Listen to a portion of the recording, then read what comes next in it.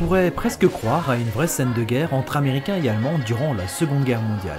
Mais en réalité, il s'agit d'une des reconstitutions qui se sont déroulées les 15 et 16 août à Dannemarie, en marge de l'exposition 14-18 organisée par l'Association des tranchées oubliées.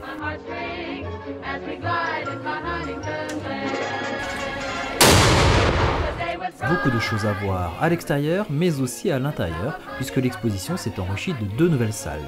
La première présentant des outils 14-18 et de l'aspect chemin de fer lié à l'histoire de Dannemarie et ses viaducs ferroviaires. Mais aussi une seconde salle consacrée à la Seconde Guerre et à la Libération.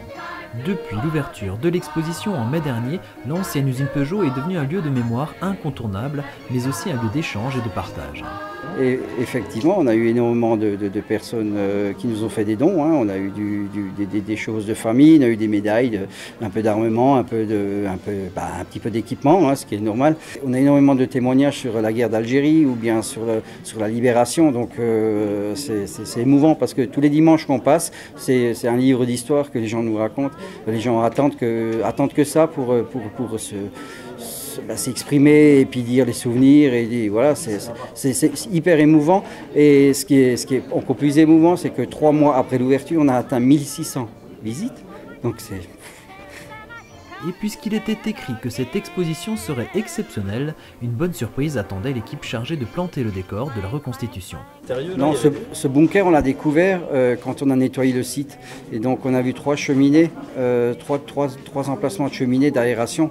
Et on s'est dit, là, il y a quelque chose dessous. On a ouvert les entrées et à notre surprise, on a trouvé un bunker que je pense de la guerre de 14, qui a été avant l'usine Peugeot et qui a servi pendant l'usine Peugeot en cas de bombardement, parce que l'usine Peugeot a été réquisitionnée par les Allemands de 40 à 44 pour faire des détonateurs pour des bombes.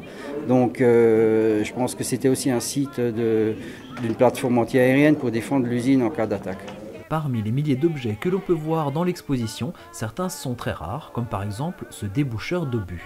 Alors le déboucheur d'artillerie sert à faire exploser en l'air un obus, et pour qu'il explose à une certaine distance prévue, on est obligé d'utiliser cet appareil qui va, dans cette tête de fusée, couper le cordon d'allumage.